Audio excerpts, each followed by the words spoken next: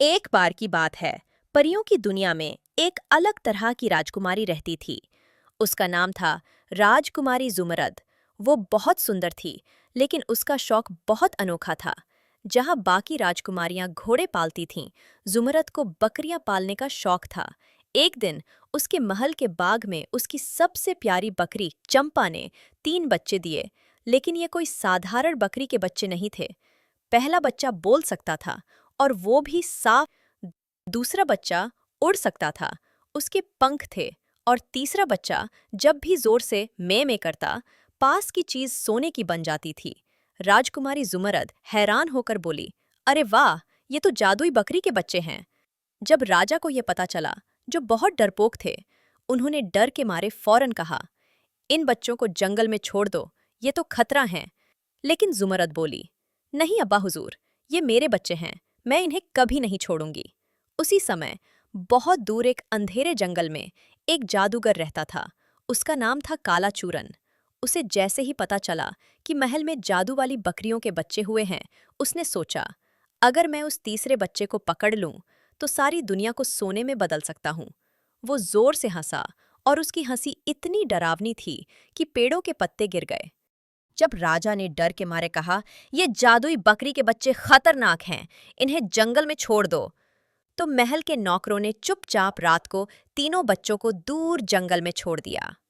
जंगल में तीनों बच्चे चुपचाप एक पेड़ के नीचे बैठे थे। तभी काले धुएं के साथ एक अजीब सी परछाई आई। वो था जादूगर काला चूरन। उसके हाथ में एक जादुई पिंजरा था जो काले रंग का चमकता हुआ था। उसने जोर से डरावनी हंसी हंसी, हाँ हाँ हाँ, अब मुझे वो बच्चा मिल गया जो सारा सोना बना सकता है। तीसरे बकरी के बच्चे ने जोर से मैं किया, और एक पास का पेड़ सोने का बन गया। जादूगर की आंखों में चमक आ गई। बस यही बच्चा चाहिए मुझे। उसने तुरंत अपना जादू वाला पिंजरा घुमाया और तीसरे बच्चे को पकड़ लिया। बाकी 2 बच्चे छिप गए। फिर जादूगर बोला, अब मैं इसे अपने किले में ले जाकर ढेर सारा सोना बनाऊंगा। और वो काले धुएं में गायब हो गया। जब राजकुमारी जुमर्रत जंगल में पहुंची, तो उसे सिर्फ 2 बच्चे मिले। पहला बच्चा जो बोल सकता था, उसने कहा, एक जादूगर आया था, वो हमारे भाई को पकड़कर ले गया। राजकुमारी ने अपनी आंखें पोंछीं और कहा, डरो मत, मैं अपने बच्चे को वापस जरूर लाऊंगी।